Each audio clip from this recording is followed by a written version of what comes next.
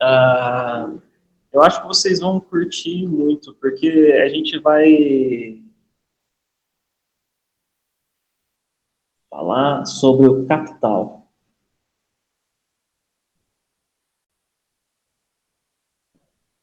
A gente vai falar sobre o capital.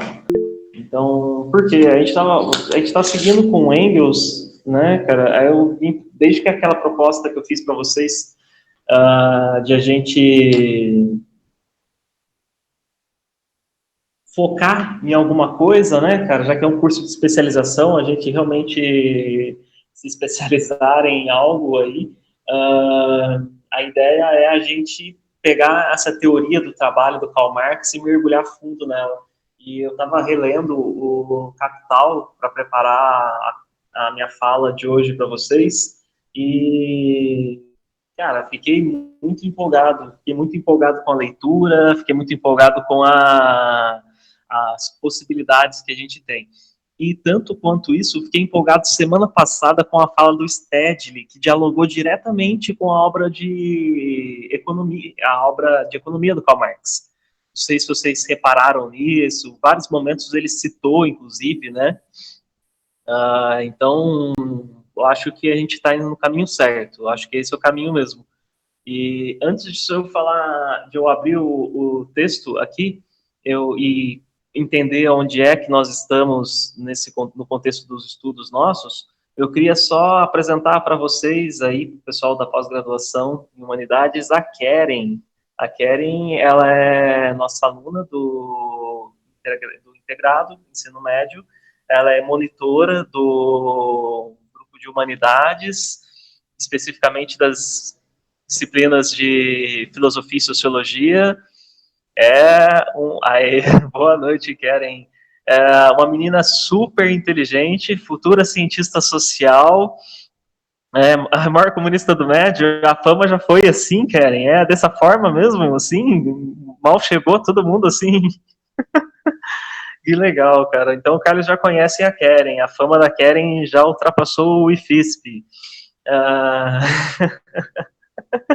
Que bom, que bom. Então, bacana, eu convidei a Karen, já que ela é nossa monitora, para que ela para que ela assistir as aulas que ela se sentir à vontade, para ela ir conhecendo essa discussão toda da sociologia, que ela vai ver na faculdade, com certeza.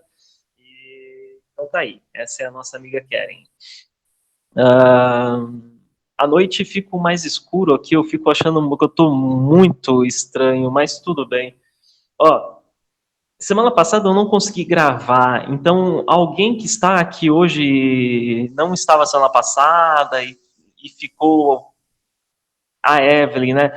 Ô Evelyn, se você quiser, a gente pode depois trocar mensagens e eu vou falando um pouco sobre o que foi. Eu vou tentando te dar um apoio sobre o que foi a ideia da aula passada via algumas mensagens de atendimento pessoal, assim, a gente troca isso pelo WhatsApp mesmo. Agora, se vocês preferirem, Evelyn e Amanda, a gente pode combinar um horário com vocês duas. Também pode ser. A gente combina meia horinha, tendo só duas pessoas, rende rápido. A gente pode combinar isso. Pensem, tá? Eu acho que, de repente, a gente pode combinar meia horinha aí, tipo, quinta-feira, 7 horas, 7h20, algo assim. Aí eu consigo ajudar vocês duas. Vocês me dizem depois, tá bom? Ah, então é isso. Ó, a gente construiu uma ideia até agora, que é a seguinte, pensando a obra do Marx. A gente deu uma olhada rápida num período extremamente importante da produção de Karl Marx, que é essa formação do método marxista. Esse período da juventude de Karl Marx e Friedrich Engels, que foi até 1847, 48, e a virada da metade do século XIX marca também uma virada nas observações de Marx mesmo, naquilo que ele compreende como processo histórico. Então a gente foi até essa virada. Foi importante pra caramba também pra gente, na semana passada, conseguir entender onde é que Engels entra nisso tudo e o quanto esse cara, ele foi importante para Marx. O quanto que Engels foi importante para Marx, e por isso que semana passada a gente se dedicou a conversar sobre a obra do jovem Engels. Dois textos que ele escreveu em 1843, o primeiro, e o segundo em 1844, com 23 e com 24 anos de idade. Muito novinho ainda, ele escreve aqueles dois textos sobre os quais a gente falou na semana passada, o esboço de uma crítica da da filosofia política. Mateus, essa leitura vai ser em 2 semanas, tal como o anterior. Na verdade, Carlos, eu chego daqui um segundinho. Então, a gente tentou mostrar semana passada com o esboço de uma crítica da teoria política, da filosofia política, perdão, do Engels. E o Situação da Classe Trabalhadora na Inglaterra, que são dois textos nos quais o Engels, ele forma o que a gente pode considerar como a base da teoria marxista. É só a gente pensar que em 43, 44, Marx ainda não falava de economia política. A gente viu isso nas duas primeiras aulas sobre Marx. Ele, até 40, nessa época, 43, 44, ele estava discutindo com os jovens hegelianos, ele estava discutindo com Bruno Bauer, com Edgar Bauer, ele estava discutindo com os hegelianos de esquerda, ele estava discutindo com Bauer se o problema da emancipação humana estava na religião ou na política. Ele estava discutindo com Bauer o ateísmo, que para ele era uma discussão menor, que não era importante. O importante era saber o papel do Estado nisso tudo.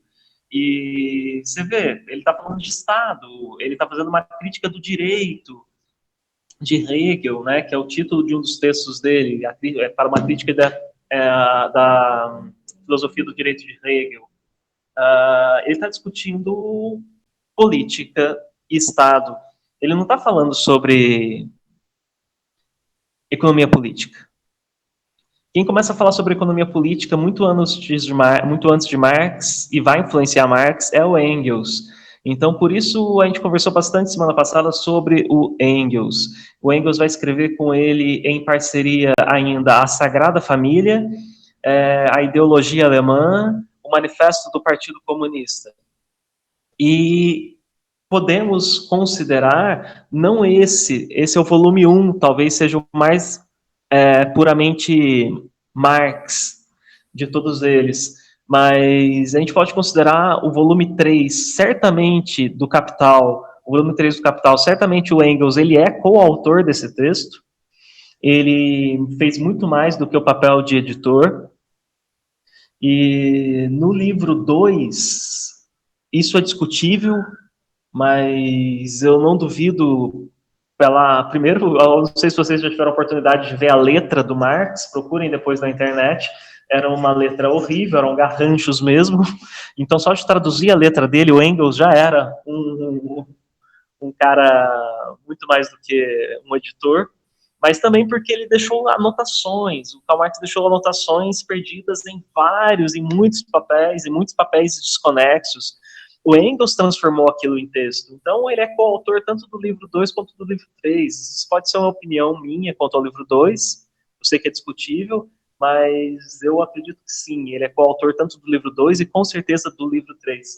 E no livro 1, a gente vai perceber na aula de hoje que também tem muitas colaborações do Engels, tanto quanto editor das edições póstumas, como com colaborações, né? Marx morre uma década e meia antes do Engels, então o Engels consegue sobreviver a críticas e responder a muitas críticas que o Marx não estava vivo para responder.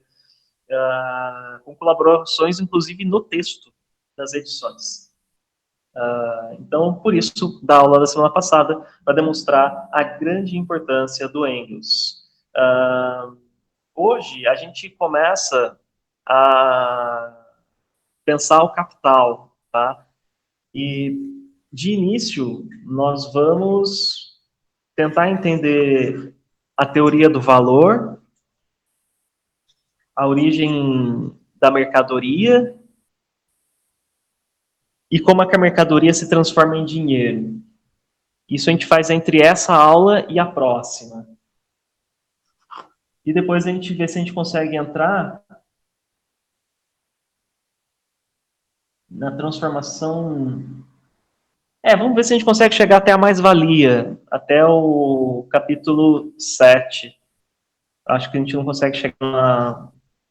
O ideal seria a gente ir até a jornada de trabalho, mas vamos ver até onde a gente consegue ir. De toda forma, hoje a gente vai falar sobre teoria do valor de Karl Marx. Então, vamos falar sobre teoria do valor e mercadoria.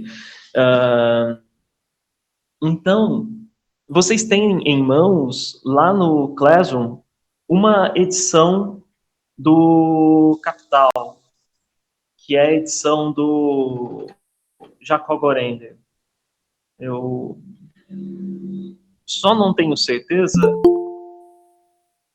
de como está a organização do texto do Jacob Gorender. Então eu vou mandar para vocês uma foto do meu livro também, tá? Eu tenho uma versão do Capital. De toda forma, eu vou mandar uma outra para vocês. Mas eu acho que a que vocês têm em mãos, ela vai ter exatamente essa parte que fala sobre a mercadoria. É que ele começa com o salário, preço e lucro, que é um outro texto do Marx. Mas eu acho que tem. De toda forma, a gente vê isso. Então, a gente começa a discutir um pouquinho sobre a teoria do valor de Karl Marx. O mais importante é que vocês consigam entender, no fim das contas, onde é que tudo isso se encaixa no que a gente vem discutindo sobre trabalho e Karl Marx. Quer um conselho? Respira fundo, pega uma caneta, um papel e começa a anotar. Porque é bastante técnico essa nova fase de Marx, ela é bastante técnica. É uma discussão de economia, então é legal ficar bastante atento. Vou tentar fazer isso de uma forma legal. Eu não sei o que é discutir economia de uma forma legal, mas vamos tentar.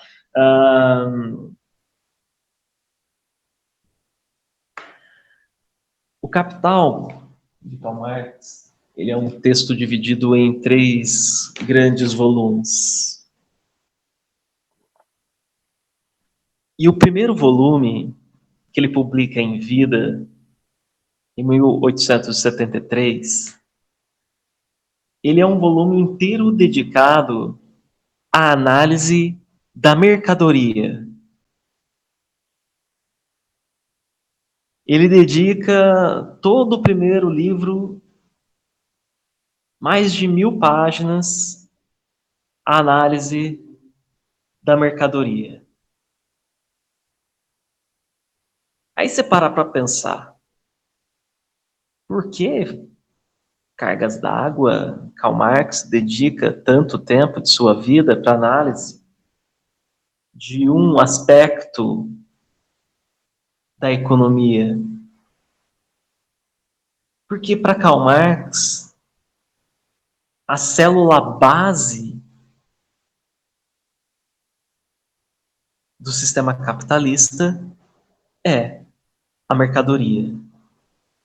É a célula mais elementar da economia capitalista. É a mercadoria. Com a sequência das nossas aulas, vocês vão perceber que isso é importante, até porque não só estamos falando da mercadoria que está sendo trocada, mas também que o próprio trabalhador vende sua força de trabalho na forma de mercadoria. E que também Nesse processo, o próprio trabalhador se objetifica, dando vida à mercadoria. A mercadoria torna-se algo vivo e o trabalhador se torna objeto. E que também o próprio dinheiro em si, na sua forma mais elementar, é uma mercadoria. Portanto, a mercadoria ela vai ocupar mais de 1000 páginas do Capital não à toa, porque ela é essa célula primordial, essa célula elementar do sistema capitalista, e a gente vai entender isso aos poucos. Abre aspas para o Karl Marx. A riqueza das sociedades, onde rege a produção capitalista, configura-se em uma imensa acumulação de mercadorias. Olha só, a riqueza de toda a sociedade onde a produção capitalista exista, ela se baseia em acumulação de mercadorias. E a mercadoria, isoladamente considerada, é a forma mais elementar desta riqueza. Por isso, nossa investigação começa com a análise da mercadoria. E ele passa mais de 1000 páginas analisando tudo a partir da mercadoria. A mercadoria, num sentido mais simples, ela é nada mais nada menos do que algo que satisfaz as nossas necessidades mais básicas. Diretamente, se dissermos de uma mercadoria que mata a nossa fome, que produz algum tipo de conhecimento, ou que permite acesso a alguma tecnologia, comunicação, sei lá, mercadorias que satisfaçam alguma necessidade, mesmo que imediata. Ou uma mercadoria pode ser também um bem que satisfaça uma necessidade de forma indireta. Como, por exemplo, uma máquina que produz o seu pão. Então, uma mercadoria, nesse sentido que nós vamos analisar com Karl Marx, ela é algo que satisfaz necessidades, seja de forma direta ou indireta. Ela, em si, tem um duplo aspecto. Ao mesmo tempo, ela pode ser vista pelo seu aspecto qualitativo e o seu aspecto quantitativo. Pensa assim, o qualitativo é aquilo para o qual ele me serve.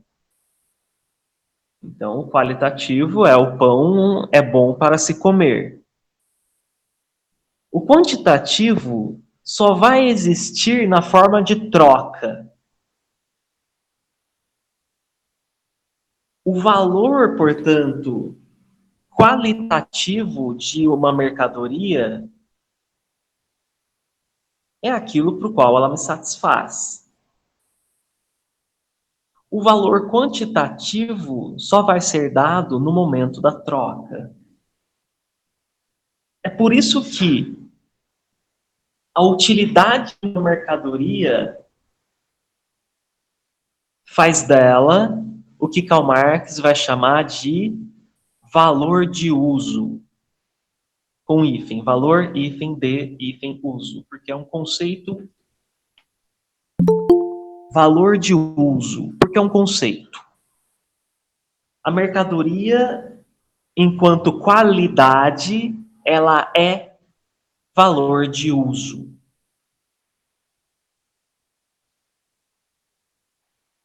Peraí, qual é o valor de uso?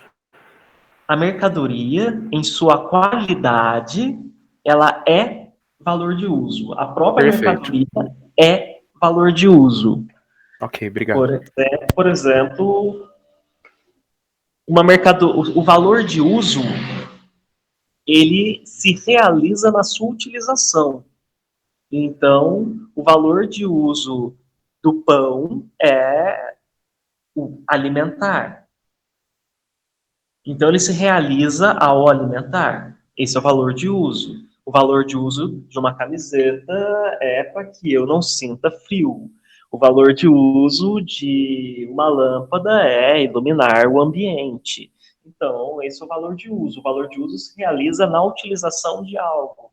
E a mercadoria, nesta qualidade dela, a qualidade da luz é iluminar, a qualidade do fone de ouvido é possibilitar que eu ouça algo, a qualidade da mesa é possibilitar que eu coloque as coisas sobre ela. A qualidade de uma cadeira é que eu possa sentar.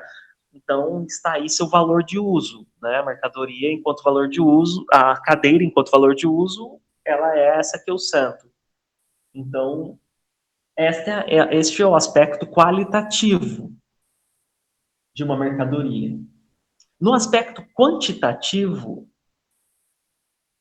a mercadoria é o que Karl Marx vai chamar de valor de troca. Também a mesma coisa, com hífen, porque é um conceito em si, né? É um termo só. Valor, hífen, de, hífen, troca, valor de troca.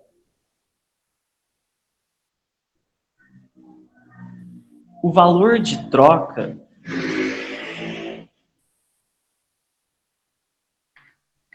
Peraí, tá chegando gente. O valor de troca, ele é a relação quantitativa entre os objetos que se trocam.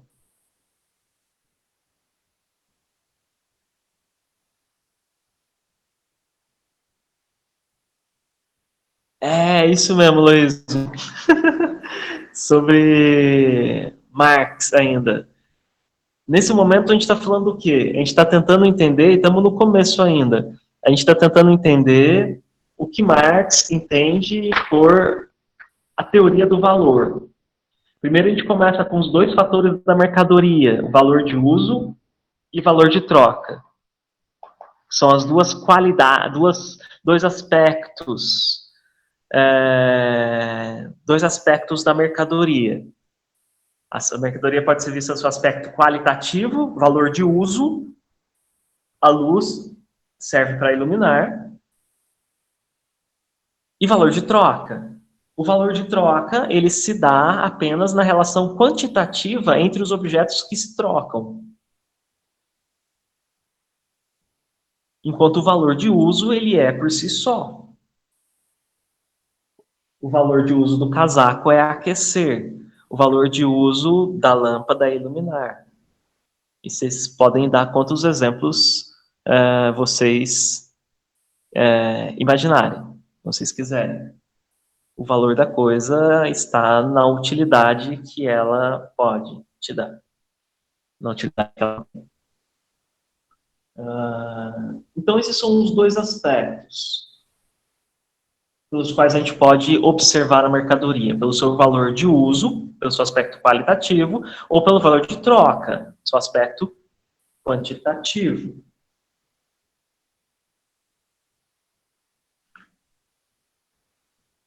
O valor de uma mercadoria, enquanto valor de troca, ele só existe se existir um outro objeto para ser trocado. Então, o valor em termos quantitativos de uma mercadoria, ele não se dá por si só.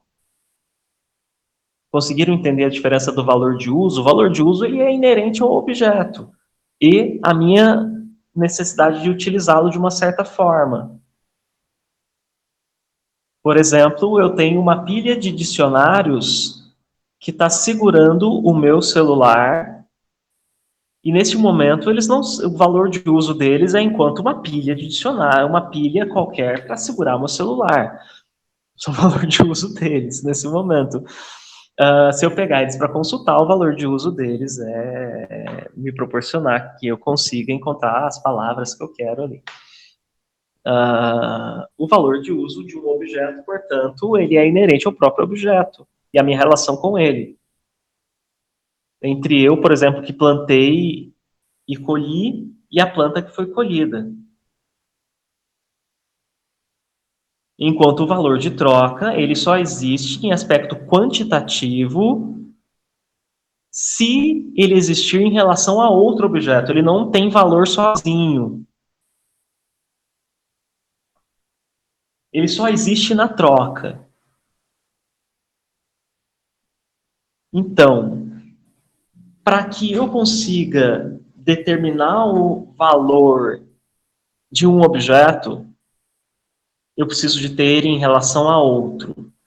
E para que o objeto A seja relacionado ao objeto B, deve existir algo neste processo, deve existir algo nestes dois que seja igual. Então, eu quero pensar no valor de um casaco em relação a um rolo de 10 metros de tecido. Eu quero saber o valor do casaco e eu tenho em relação a ele um rolo de 10 metros de tecido. O valor do casaco, no seu aspecto qualitativo, é me aquecer. Mas quanto ele vale no aspecto quantitativo? Ele só vai ter valor em relação a um outro objeto. E eu escolhi o rolo de tecido. Quanto vale o rolo de tecido? E quanto vale o casaco? Para eu saber que um pode ser comparado ao outro, tem que ter algo nos dois que é similar. Porque os dois são completamente diferentes. Têm formato diferente, são utilizados de forma diferente. Então, como é que eu sei que eu posso trocar lâmpada por caneta? Livro por cadeira? Como é que eu sei o valor dessas coisas? Eu só sei esse valor porque existe algo neles que é comum. E o que existe em comum entre eles é o fato de que eles foram todos produzidos por trabalho. Todos são frutos de um processo de trabalho. Nas palavras de Karl Marx, abre aspas para o Karl Marx. Qualquer que seja a proporção em que se troquem, é possível sempre expressá-la em igualdade em que dada quantidade de um objeto é trocada por dada quantidade de outro objeto. O que significa essa igualdade? Que algo em comum, com a mesma grandeza, existe nas duas coisas. E o que é esse algo em comum? O fato de que eles foram produzidos em um processo de trabalho, o fato de que eles são frutos do trabalho. Então, o que tem em comum em qualquer mercadoria é que qualquer mercadoria é fruto do trabalho.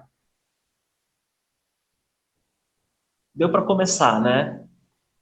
Então, entendemos o valor. Oi.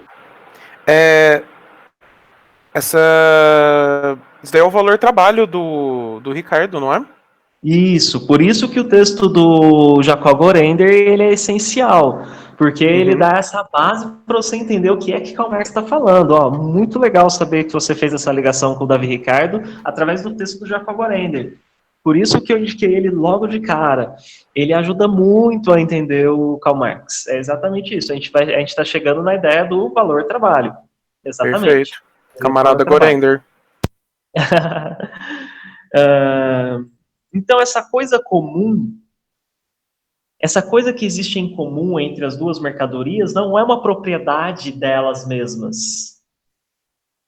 Não é porque elas são geometricamente iguais, fisicamente, quimicamente, ou qualquer outra similaridade de qualquer natureza.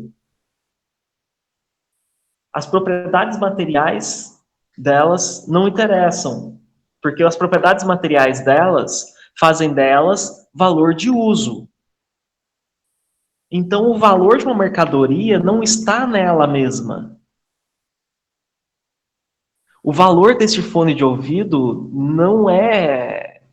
Eu paguei na época R$40 na Santa Efigênia, em São Paulo, não sei quanto ele custa. Mas não é R$40 porque ele tem uma peça X, Y ou Z e porque esse acabamento dele é feito de um material A, B ou C. Não está simplesmente nas qualidades dele. O valor de uma mercadoria não está nas qualidades da mercadoria, porque a qualidade da mercadoria é valor de uso. O valor de uma mercadoria está nele em relação com outro objeto. E o que há em comum entre todos eles? O fato de que eles são produtos de trabalho.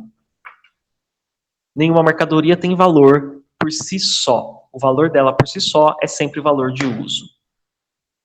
Me senti um otário, porque já comprei o mesmo fone, o mesmo modelo por 160. Cara, a Santa Efigênia, ela já foi melhor, assim.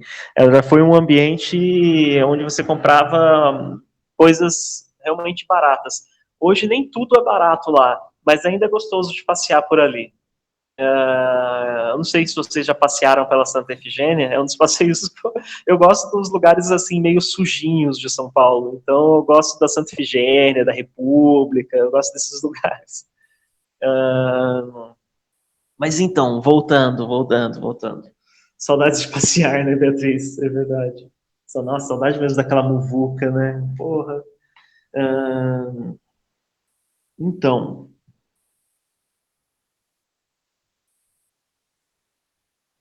abre aspas para Karl Marx mais uma vez. Se prescindirmos do valor de uso da mercadoria, o que lhe resta?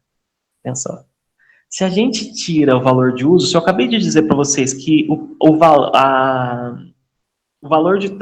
quantitativo de algo, de uma mercadoria, não existe por si só, se o que existe por si só é apenas qualidade, é valor de uso, então se eu excluo a qualidade, se eu excluo o valor de uso, o que sobra? Aí conclui Karl Marx. Só lhe resta ainda uma propriedade, a de ser produto do trabalho humano. Portanto, o que há em comum entre as mercadorias é o fato de que elas são produto do trabalho humano.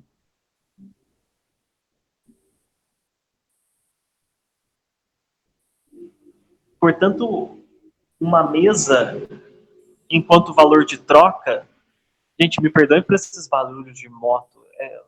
Se eu fechar a janela, vai ficar muito quente aqui dentro. Toda hora passa uma, né?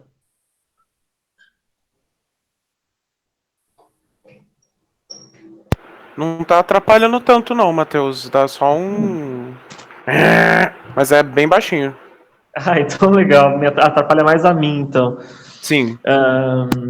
Então, uma mesa não é, enquanto valor de troca, não é mais uma mesa.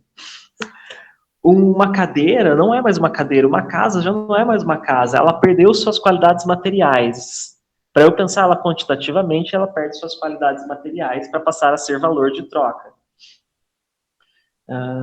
Ao desaparecer o caráter útil dos produtos do trabalho, também desaparece o caráter útil do trabalho que nele foi engendrado, corporificado. E aí a gente vai chegar lá na frente, esse é um primeiro passo para a gente chegar lá na frente na ideia de trabalho alienado. Porque ao separar o trabalhador, ao desvincular as qualidades da mercadoria do operário que o produziu, do artesão que a produziu, você produz a alienação do trabalho. Mas isso a gente vai chegar lá na frente, mas esse é um primeiro passo para conseguir entender isso. Olha, se desaparecem todas as qualidades materiais, sobra apenas o trabalho corporificado. Elas não se distinguem mais, as mercadorias não se distinguem mais pelas suas qualidades. Então, pelo que é que elas se distinguem? Pela única coisa que elas têm em comum: o trabalho que nela foi corporificado. É o que Karl Marx vai chamar de trabalho humano abstrato. Bebendo de Davi Ricardo mais uma vez. Trabalho humano abstrato. Então, o que existe na mercadoria que possibilita que elas sejam comparadas entre si quantitativamente é trabalho humano abstrato. Então, uma mercadoria vale a quantidade de trabalho que foi nela empregado. E o que distingue uma mercadoria da outra quantitativamente é a quantidade de trabalho abstrato empregado para produzir aquela mercadoria. Beleza? Trabalho abstrato? Interrogação. Trabalho humano abstrato. A ideia de trabalho humano abstrato é o quê? Não é o trabalho, é até uma continuação do que a gente vai falando aqui mesmo. Não é uma compreensão de quanto tempo eu demoro para tirar a grama do jardim. Eu comentei com vocês esses dias que eu, numa quinta-feira, antes de entrar na aula com vocês, eu estava tirando a grama do jardim aqui de casa, junto com o meu sogro. E enquanto eu tirava uma placa, ele tirava um canteiro inteiro. Então, quando eu falo Quando eu falo, portanto, em valor humano abstrato, eu estou pensando em uma generalização, eu estou pensando em trabalho social, em média de trabalho social empregado para produzir uma mercadoria, e não em quanto tempo o Matheus demora para fazer aquele trabalho, porque senão não faria sentido. Então, é uma Perfeito. abstração do tempo de trabalho. Tá, Da perfeito. quantidade, mais do que o tempo, que é uma concepção do Ricardo, da quantidade de trabalho empregada, mas a quantidade de trabalho social, né? Karl Marx ele tem uma informação muito importante, que é o fato de que quando ele vai entender o capitalismo, o momento em que o trabalho social o trabalho se vê cada dia mais coletivizado.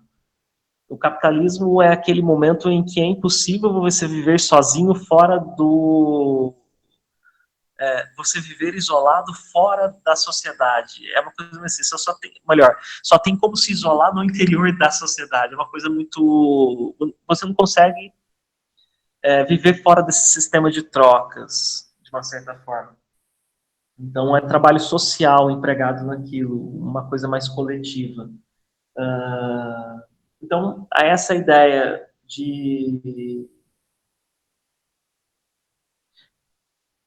O valor começa por aí, então, para a gente começar a pensar o valor das mercadorias. Se nós eliminamos tudo que há de qualitativo nas mercadorias, sobra o trabalho empregado nela. E aí isso Marx chama de trabalho humano abstrato. Esses produtos passam a ter, abre aspas para o Karl Marx, um valor de uso ou um bem possui, portanto, valor porque nele está materializado trabalho humano abstrato. Repetindo, olha que legal. Um valor de uso ou um bem possui valor porque nele existe trabalho humano. Mas como medir a grandeza desse valor? Ele tem valor porque nele existe trabalho. Mas como que eu posso medir esse valor? Por meio do que Marx vai chamar da quantidade de substância criadora de valor. E qual que é a substância criadora de valor? Valendo um bis, quando voltarem às Trabalho aulas humano. presenciais. O que é? Trabalho humano. Trabalho. Trabalho. Ah, então, o valor de uso, ele possui valor porque nele existe trabalho. E a única forma de quantificar esse valor, de medir a grandeza desse valor, é medindo quanto de trabalho existe ali. A quantidade de trabalho, por sua vez, mede-se pelo tempo de sua duração. E aí a gente chega na teoria do valor-trabalho do Davi Ricardo, que vocês viram lá naquele primeiro texto. Não é o tempo de uma forma, como eu disse, que eu gastei, mas são tempos abstratos, uma abstração do tempo, pensando em. O tempo é abstrato, é uma abstração. Pensando em quanto que socialmente se gasta para produzir aquela mercadoria. Te dar um exemplo. Uma mina de diamante ou um garimpo? Quanto tempo você precisa garimpar para tirar uma pedra de ouro? Quanto trabalho é preciso para encontrar uma pepita? É isso, né? Pepita? É isso? Sim. Quanto tempo? O quanto de trabalho é preciso para encontrar um diamante? Beleza? Não é o simples fato de que ele é raro, mas é porque ele é raro que é tão difícil de encontrar que é preciso tanto trabalho para se encontrar. Então, o quanto de trabalho é preciso para que você encontre um diamante? E o quanto de trabalho seria preciso no caso de você conseguir uma tecnologia que transforma carvão mineral em diamante? Ou melhor, perdão, carvão mineral não. Grafite. Que transforma grafite em diamante. Você descobre, vamos lá, eu sei que já disseram isso, que isso é impossível, mas vai. Você inventou, foram os alienígenas, deixaram aí. Alienígenas do passado, igual aquele negócio do Discovery. Imagina que existe uma máquina que transforma grafite em diamante. Quanto de trabalho seria necessário para você ter diamante? Muito menos, não é? Isso altera o valor quantitativamente disso, porque diminui o tempo de trabalho empregado para a produção daquela mercadoria. Entendem?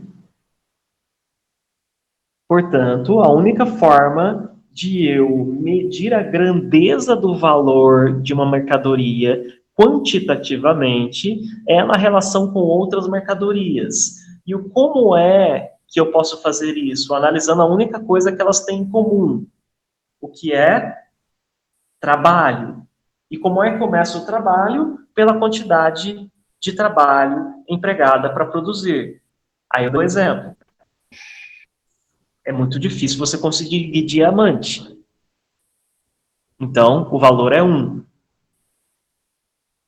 Mas se eu tiver uma máquina que transforma grafite em diamante, vai ser muito mais rápido, muito mais fácil. Portanto, o valor vai ser muito menor. Entenderam?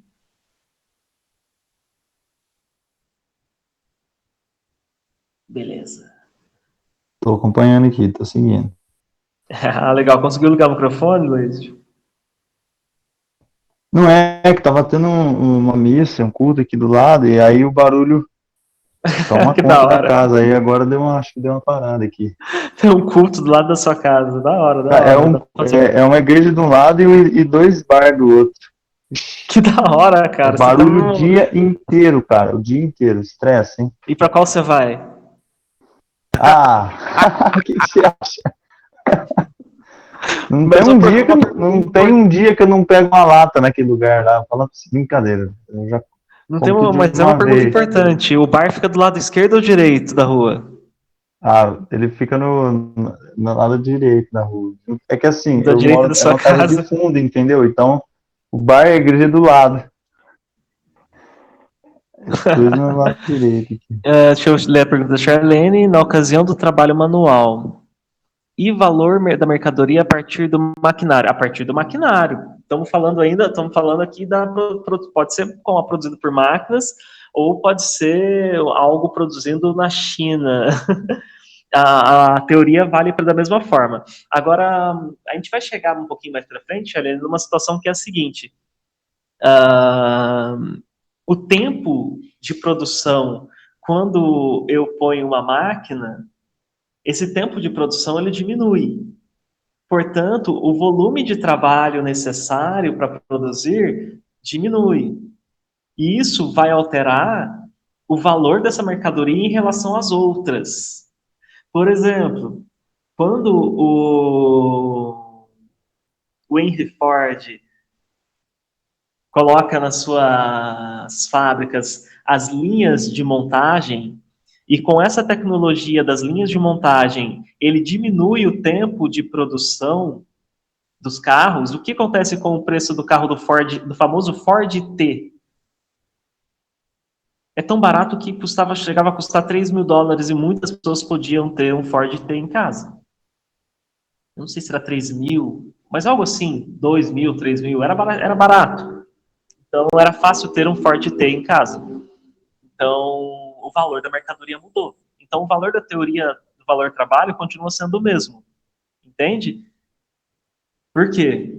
Porque seja com a máquina ou seja manualmente, o tempo social, o tempo coletivo de produção daquela mercadoria vai ser maior ou menor de acordo com a tecnologia que eu tenho. Voltamos à à ideia do Davi Ricardo, que o valor de uma mercadoria está no tempo de trabalho que é gasto para produzi-la. Entende? Então vale para o manual ou vale para a máquina. Era essa a pergunta? Se não for, você me manda aí.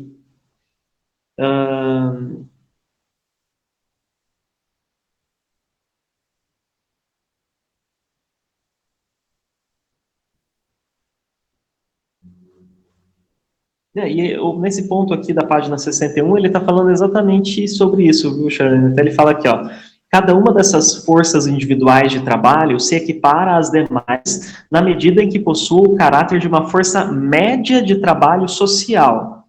Na Inglaterra, após a introdução do tear a vapor, o tempo empregado para transformar determinada quantidade de fio em tecido diminuiu aproximadamente a metade.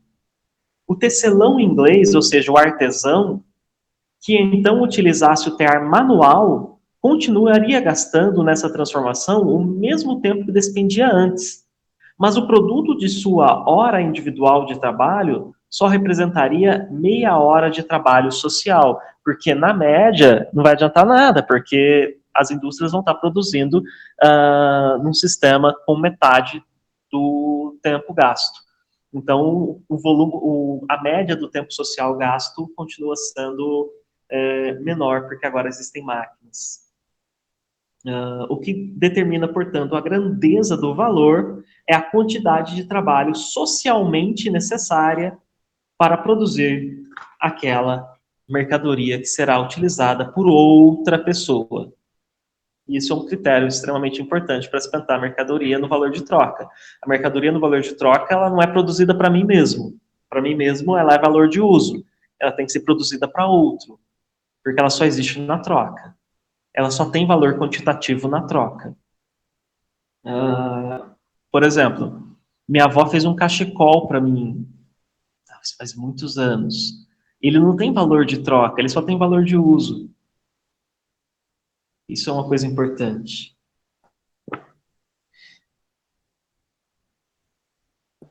Isso é legal, cara. É o que eu estava falando para vocês agora há pouco. Se eu tenho minas de diamante com muito diamante, eu gasto pouco tempo para encontrar, portanto, o valor do diamante é menor. E se eu tenho minas mais pobres, com pouco diamante, é mais difícil encontrar o diamante, portanto, o valor é muito maior. Então, a grandeza do valor de uma mercadoria varia na razão direta da quantidade e na inversa da produtividade que nela se aplica, que volta na pergunta da Charlene, né? Exatamente isso, ó. O valor o valor de uma mercadoria varia na razão direta da quantidade que ela tem, que está disponível, e na razão inversa da produtividade que nela se aplica. Portanto, se eu tiver muita produtividade, eu vou ter, no sentido inverso, baixo valor de mercadoria. Uma coisa pode ser valor de uso. Isso é muito legal. Aqui a gente chega num ponto bacana que eu falei da coisa do cachecol da minha avó. Uma coisa pode ser valor de uso sem ser valor de troca. Você pode, por exemplo, pensar as matas virgens. Exemplos que o Marx colocou aqui, ó, exemplos. O ar, a terra virgem, seus pastos naturais, a madeira que cresce espontânea, a água e outras coisas mais que têm valor de uso e não necessariamente a gente precisa atribuir a ela um valor de troca. Tá? Coisa que o neoliberalismo quer construir, né? Com essa lei agora das águas, né, que privatizou o sistema de distribuição de águas no Brasil. E possibilitou, né, essa privatização. Quem com seu produto satisfaz a própria necessidade gera valor de uso. Portanto, quem faz um cachecol para si mesmo gera valor de uso, não gera mercadoria. Gera mercadoria quem faz para trocar. Para criar uma mercadoria é preciso, portanto, que exista outro que queira a sua mercadoria, para que ela seja uma mercadoria. O produto, para se tornar uma mercadoria, ele precisa ser transferido por meio da troca. E aí chegamos ao duplo valor do trabalho nesse processo. E tem total relação com o que a gente acabou de falar. Porque trabalho, o que Karl Marx vai chamar de trabalho útil, é aquele cuja utilidade dá sentido ao valor de uso, lhe dá valor de uso, dá valor de uso a um produto. Então, esse é um trabalho útil. Minha avó fez um cachecol.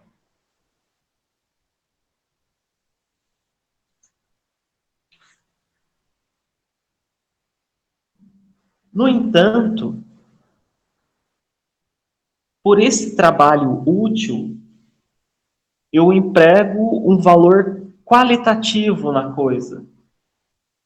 Porém, o cachecol da minha avó não se troca por outro cachecol idêntico a ele. Isso não dá valor, não confere valor. Eu não consigo pensar quanto vale um cachecol em relação a outro cachecol. Eu só consigo pensar o valor de um cachecol com relação a outra mercadoria. Eu não posso pensar ele em relação a ele mesmo também, muito menos.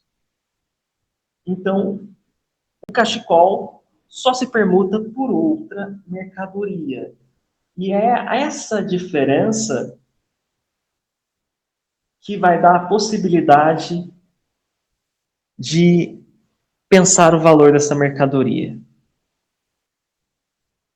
Mas antes de seguir, tem uma passagem aqui curiosa, porque o Karl Marx ele vai mencionar numa passagem que ao gerar valor, ao gerar mercadoria, valor de uso ou valor de troca, para depois pode se transformar em valor de troca, mas para gerar valor de uso, você precisa invariavelmente dar, ele não chama aqui de matéria-prima, mas você precisa criar um intercâmbio com a natureza.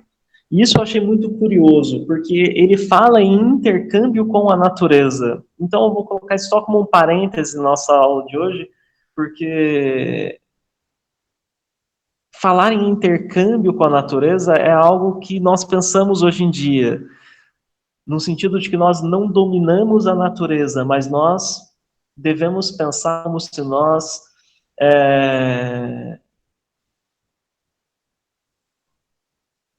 trocássemos com a natureza. Então, o Karl Marx já tinha essa ideia lá atrás, e ele tem uma passagem mais para frente que ele diz que se o trabalho é o pai do valor, a mãe é a terra. Então, ele coloca dar valor à natureza, extremamente importante nessa passagem do Capital. Mas terminando esse parêntese, vamos voltar à ideia do valor. Então, retomando, para vocês não se perderem e a gente poder caminhar para o final da aula de hoje. Na semana que vem eu quero falar sobre dinheiro. A mercadoria ela tem um duplo aspecto, valor de uso e valor de troca, qualitativo e quantitativo. O qualitativo ele se dá pela sua qualidade, aquilo que ela proporciona, né? Em sentido de satisfazer uma necessidade. O valor de troca só existe na relação entre os objetos. Como esses objetos são diferentes, o que é que os assemelha? O trabalho que é empregado para produzi-los. Então, a única forma de eu comparar uma mercadoria com a outra é através do tempo de trabalho gasto para produzi-las. Então, uma mercadoria vale o tempo de trabalho gasto para produzi-la. Se eu gastei mais trabalho para produzi-la, ela tem um valor maior. Se eu gastei menos trabalho, por exemplo, porque eu tenho uma máquina, ela vai ter um valor menor. Então, a mercadoria vai variar, eu vou conseguir medir o valor da mercadoria através desse tempo de trabalho gasto para produzi-la.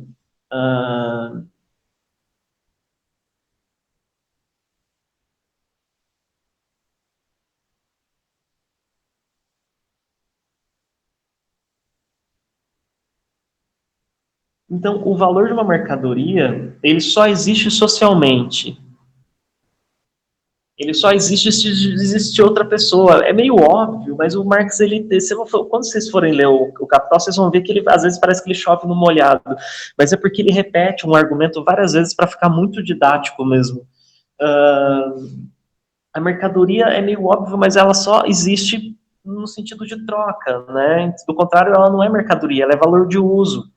Ela só pode ser mercadoria no sentido de que ela vai ser trocada por alguma coisa. Por isso que quando existe campanha pela não privatização das águas, as pessoas falam, a água não é mercadoria. Por quê? Porque a água ela não precisa ser trocada enquanto mercadoria, a não ser que você queira no supermercado comprar uma garrafinha de água. Do contrário, você não precisa comprar água. A água é um bem, é um valor de uso e não um valor de troca. Até porque não é produto do trabalho humano. O que a gente paga nas nossas casas, e deveria continuar assim, é o serviço de distribuição, e não a substância em si. As mercadorias só encarnam valor na medida em que são expressões de uma substância social. Sozinhas, elas não trocam, não medem valor.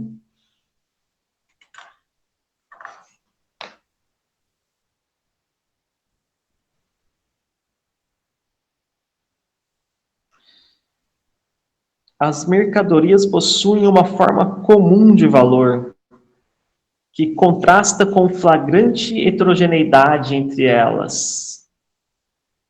Essa forma comum de valor é a forma dinheiro do valor. Mas para a gente chegar na forma dinheiro do valor, a gente vai ter que entender algumas coisas. Primeiro a gente vai tentar entender a forma simples de valor.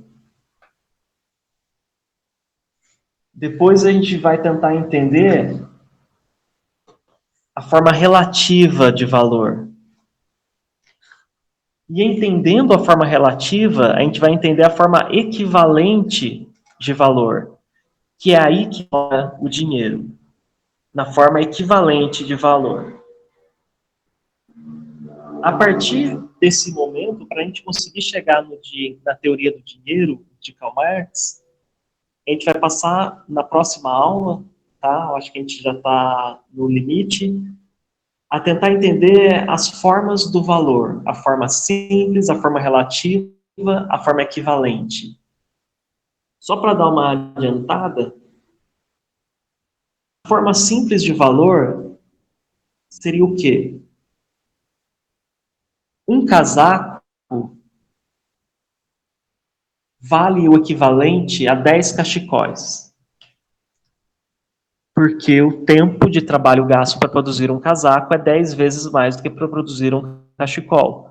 Portanto, a forma simples de valor está em X da mercadoria A é igual a Y da mercadoria B, de acordo com o tempo de trabalho que foi gasto para produzi-las.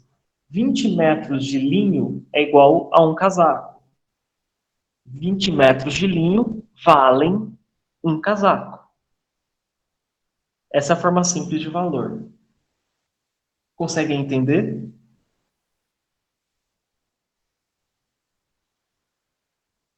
Nesse sentido, o valor da primeira mercadoria é o que nós chamamos de relativo. Por quê?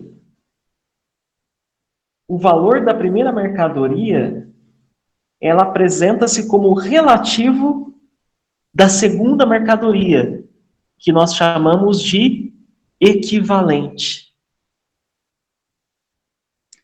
Então, 20 metros de linho valem um casaco.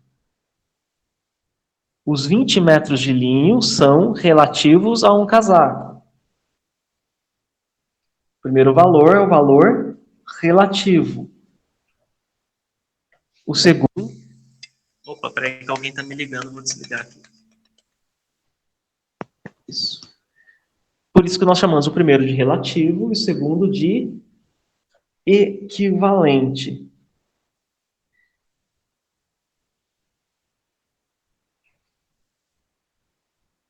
E para adiantar a aula da semana que vem... O valor... Matheus, desculpa. O valor absoluto vai vir depois? Como assim? Não sei, eu acho que em algum momento você falou valor absoluto, aí eu perdi a definição. Tá, não, Pode ser paranoia minha, desculpa. Vamos esquecer, depois eu... Tudo bem, não, vou até retomar aqui. O valor de uma mercadoria, ele vai se dar numa fórmula simples de que a mercadoria A, ela vale o equivalente a uma quantidade da mercadoria B. Que então, é o valor equivalente. Sentido, exatamente. Nesse sentido, você vai ter o primeiro que vai ser o valor relativo e o segundo que vai ser um valor equivalente. Então, por isso que é importante a gente tentar entender, primeiro, o que significa a forma relativa de valor e a forma equivalente, porque já deve ter ficado óbvio que a forma equivalente é que vai dar origem ao dinheiro. Pensa assim, num caminho bastante simples de fazer essa caminhada até o dinheiro. Ok. Você produz algodão, mas você precisa de trigo. Então você vai lá e leva um caminhão de algodão para comprar 2 sacos de trigo. Isso não está ficando legal. Com o processo histórico, digamos assim, vai passar a existir uma mercadoria que vai servir de equivalente universal. Uma mercadoria com a qual eu posso trocar por qualquer outra mercadoria. Portanto, ela vai ser chamada de equivalente universal. Que é o dinheiro. Mercadoria, no primeiro momento, o ouro. Ah, tá, ok. Que vamos ver na aula que vem.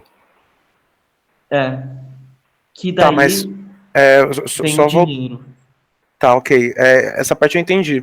Eu me perdi um pouquinho na diferença entre os dois, entre o valor relativo e o valor equivalente. Tá. A gente vai entrar com mais clareza, com mais foco na semana que vem, que a gente vai olhar um e o outro com mais tempo. Ah, tudo bem. Porém, fiquem com essa ideia de que o valor das duas mercadorias se dá em comparação.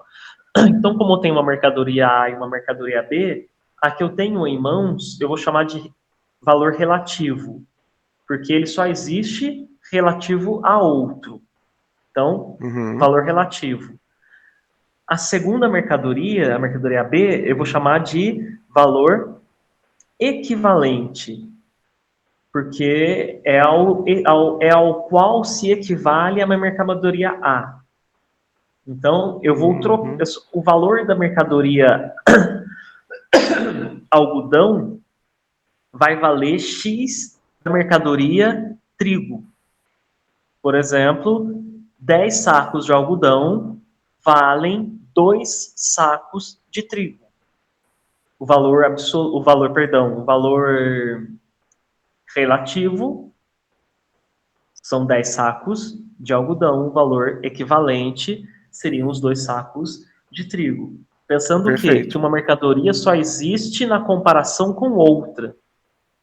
Uma mercadoria só existe porque ela é comparada com outra. Foi a primeira coisa que a gente estabeleceu no raciocínio de hoje.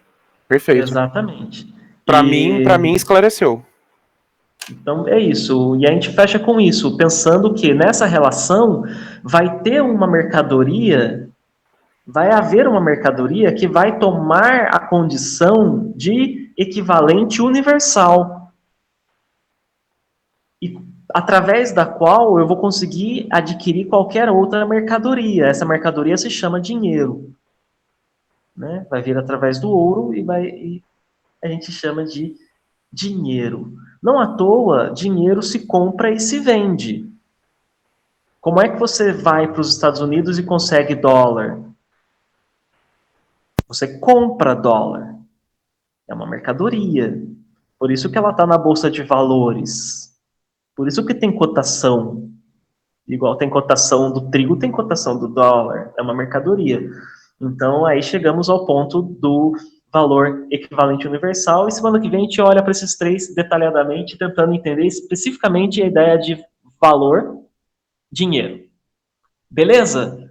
Falei para vocês lá no começo, preparem-se, respirem fundo, pega um papel e uma caneta para anotar, porque é economia de Marx, então é conceito, é atenção, é cabeça tranquila para pensar e conseguir abstrair as coisas, mas eu espero que tenha ficado claro para vocês, tá bom? Eu vou torcer para ter dado tudo certo com a gravação. Se deu tudo certo, amanhã eu jogo na internet para vocês. Valeu, valeu então, gente. Um abraço, um beijo no coração de vocês e até a próxima.